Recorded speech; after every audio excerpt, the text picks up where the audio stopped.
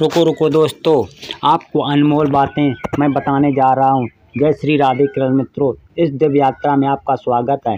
कृष्ण जो मैं भक्त इस वाणी को सुन रहे हैं, उनके जीवन में आपकी कृपा बनी रहे और कठिनाई दूर हो। तो दोस्तों आइए बिना देरी किए श्री कृष्ण के अमृत उपदेशों की इस अद्भुत यात्रा को शुरू करते हैं। श्री कृष्ण कहते हैं कि खुश रहना तो जिंदगी के फैसले अपनी परिस्थितियों को देख कर लें। दुनिया को देख कर जो फैसले लेते वह दुखी ही रहते हैं।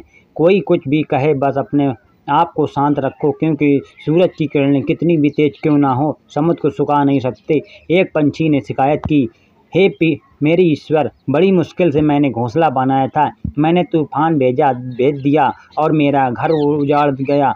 ऊपर से आवाज़ आई, तेरे घोंसले पर सांप आया था, तुझे खाने के लिए, इसलिए तूफान भेजा था ताकि तुम जाग जाओ और उड़ सको, तुम्हारी जान सुरक्षित रहे। हमारी ज़िंदगी में कितनी मुसीबत आती हमें पता भी नहीं होता है कि हमारा परमात्मा हमें किस तरह परेशानी से बचाता है। अगर तुम्हें लगता है कि परमात्मा तुम्हें कष्ट के पास ले आए हैं तो भरोसे रखिए, वह तुम्हें कष्ट के पार भी ले जाएगा।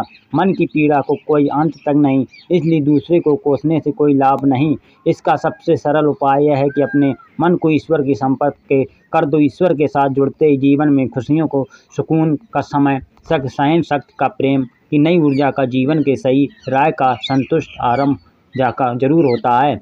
और हमारा मन पीड़ा से कैसे मुक्त होता है पता भी नहीं चलता। अगर प्रभु तुमसे ज़्यादा इंतज़ार करवा रहे हैं तो तैयार रहना, वह कहीं ज़्यादा देने वाले हैं जितना तुमने मांगा है। जिस तरह लोग मुर्दे इंसान को कंधा देना पुण्य समझते हैं, काश इस तरह जिंदा इंसान को सहारा देना पुण्य समझने लगते तो ज़िंदगी आसान हो जाती।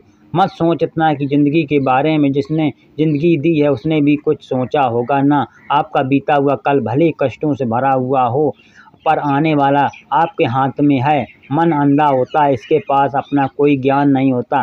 मन कुछ नहीं जानता और ना ही सही मार्गदर्शन करता, इसलिए आप अंधे मन की बातें मान कर जरूर कर्मों को टालना बंद कीजिए। आप हमेशा अपनी बुद्धि से काम लीजिए, मन से नहीं, क्योंकि अंधा मन हमेशा आपको जरूर कामों को करने से रोक देता है। जब आप बुद्धि के जरिए जरूरी काम को करना शुरू कर देंगे तो धीरे धीरे आपका मन आपका मित्र पता चल जाएगा। लेकिन आप कभी भी मन आपका दुश्मन बना हुआ हो, जो आपको दिन बर्बाद कर रहा है। मुंह पर सच बोल देने पर गुस्सा कर लेना वाले लोग उन लोगों से करोड़ों गुना बेहतर है जो आपके सामने कुछ और पीठ पीछे कुछ और। किसी का दर्द समझने के लिए इंसान के अंदर का इंसान होना जरूरी है। कौवा कोयल की आवाज़ को दबा सकता है मगर खुद की आवाज़ को मधुर नहीं बना सकता। उसी तरह निंदा करने वाला व्यक्ति सज्जन को बदनाम कर सकता है मगर खुद सज्जन नहीं बन सकता। अगर अकेलापन है तो उसे एक वरदान समझो, क्योंकि परमात्मा ने तुम्हें खुद में सुधार लेने का थोड़ा अधिक समय दे दिया है। अकेले रहने का आनंद लेने की सीख, क्योंकि कोई भी हमेशा के लिए आपके साथ नहीं रहेगा। वक्त की एक आदत बहुत अच्छी है, जैसा भी हो गुजर जाता है। कामयाब इंसान खुश रहे ना रहे, खुश रहने का वाला इंसान कामयाब जरूर हो जाता है। जब सुखी हो तो भगवान को मत भूलना और जब दुखी हो तो भगवान पर ईश्वर रखना। लोग रंग बदलते हैं, मुरली वाला वक्त बदल देता है। मनुष्य का जीवन केवल उसके कर्म पर चलता है, जैसा कर्म होता है वैसा ही उसका जीवन होता है। जो किया है वह अवश्य सामने आएगा, क्योंकि कर्म किसी के सगे नहीं होते हैं। जिंदगी बहुत हसीन है, कभी हंसती है तो कभी रुलाती है, लेकिन ज़िंदगी की भीड़ में खुशी रहता है। ज़िंदगी की उसी आगे सिर झुकाती है। खोकर पाने का मज़ा ही कुछ और है, रोकर हंसने का मज़ा ही कुछ और है। हारना तो ज़िंदगी का हिस्सा है जो होता है, लेकिन हारने के बाद जीतने का मज़ा ही कुछ और है।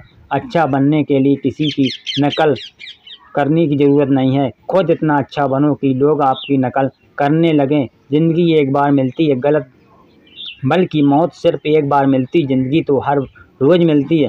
जिस दिन आप आपकी हंसी के मालिक खुद बन जाओगे, आपको कोई भी नहीं रुला सकता है।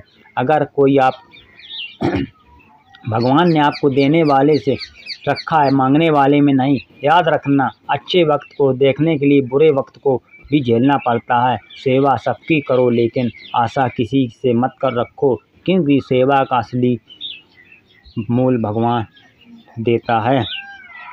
तुम पाना चाहते हो उस पर नहीं जिससे तुम खो चुके हो।